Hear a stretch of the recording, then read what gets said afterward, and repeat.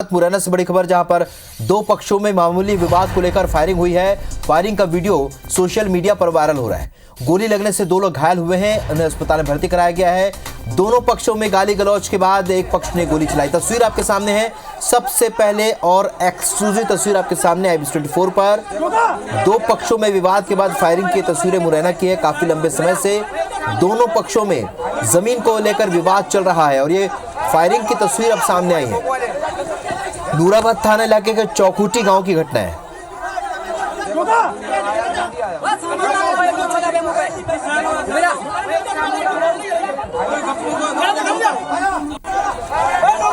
सत्येंद्र सिंह तोमर हमारे सहयोगी phone line पर जुड़ चुके हैं। सत्येंद्र, फायरिंग की है तस्वीरें सामने आई हैं, फिलहाल बताइए क्या पूरा विवाद है और आगे इस पर क्या कार्रवाई हो रही है? बिल्कुल ये जो नूराबाद थाना इलाके के चौखुटी गांव का पूरा मामला है और इसमें साफ तौर से ये निकल कर आया है कि चूंकि एक ही परिवार के लोग हैं, काफी लंबे समय से इनमें जमीनी विवाद और बंटवारे को लेकर विवाद भी होते चले आए।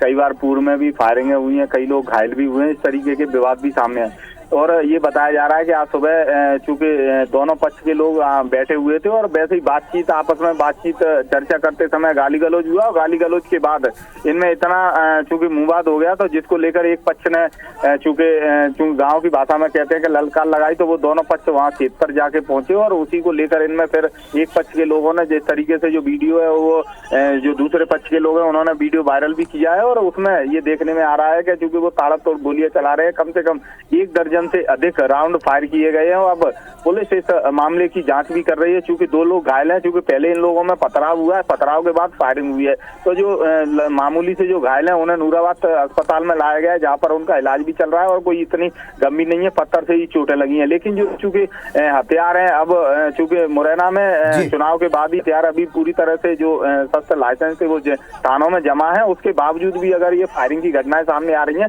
तो ये पता किया जा रहा है कि ये आसपास के चूंकि जिले हैं भिंड और ग्वालियर है, उन जिलों में हथियार चूंकि लाइसेंसी है वो वापस कर दिए गए हैं, तो क्या वहां से हथियार आए हैं या कहीं से अवैध हथियार ये लाए हैं? जिस तरीके से जो फायरिंग की जा रही है इसकी जांच की जा रही है और दोनों ये पक्षों के लोग नूराबाद थाने में पहुंचे हैं। चूंकि मामला दर्ज, हालांकि पुलिस कह रही है कि चूंकि हो सकता है कि परिवार का विवाद है, वो लोग इसमें कोई FIR नहीं कराएं, लेकिन जिस तरीके से जो हथियारों से फायरिंग की गई है या जो फायरिंग नजर आ रही है उस पर से पुलिस उन पर कार्रवाई करने की बात कह रही है। बिल्कुल, और मेरा अगला सवाल भी यही था सत्येंद्र, जिसका जवाब आपने दे दिया है कि अगर ये हथियार आए, चुनाव के दौरान इन हथियारों को जब्त कर लिया गया था, तो फिर ये हथियार उनके पास कैसे आए, ये एक बड़ी बात है।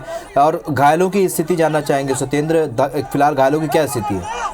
बिल्कुल, चूंकि अवैध हथियारों का सिलसिले की बात की जाए तो या तो मध्य प्रदेश के खरगोन और अन्य जिलों के अलावा चूंकि उत्तर प्रदेश का बॉर्डर भी मध्य प्रदेश की सीमा से लगा हुआ है, तो इन राज्यों से भी यहाँ अवैध हथियार लाए जाते हैं और काफी अच्छे दामों में यहाँ अवैध हथियारों की तस्करी और बिक्री की जाती है। लेकिन उसके बाद अगर देखा जाए, चूंकि ये भी पुलिस का वो है कि चूंकि भिंड और अन्य जो जिले हैं अपने आसपास के मुरैना के लगे हुए, उनमें चूंकि जो अधिकारियों ने, कलेक्टर और SP ने जो हथियार है चुनाव के बाद वो वापस कर दिए हैं। लेकिन मुरैना में अभी पूर्ण तरह प्रतिबंध है, अभी जमा है सारे हथियार, लेकिन ये कहाँ से आए हैं, किसके हैं, इसकी भी जांच की जा रही है। अगर अवैध है, कहाँ से लाए, तो उस पर अलग से जो कार्रवाई है वो कार्रवाई की जाएगी। जी चलिए सत्येंद्र, इस जानकारी के लिए बहुत शुक्रिया। और तस्वीरें हम दर्शकों को दिखा रहे हैं, पूरी तस्वीर क्या है, इसके पीछे कुछ आवाजें भी आ रही है, वो भी हम अपने दर्शकों को सुना देते हैं। क्या कह रहे हैं ये लोग और किस तरीके से फायरिंग कर रहे हैं?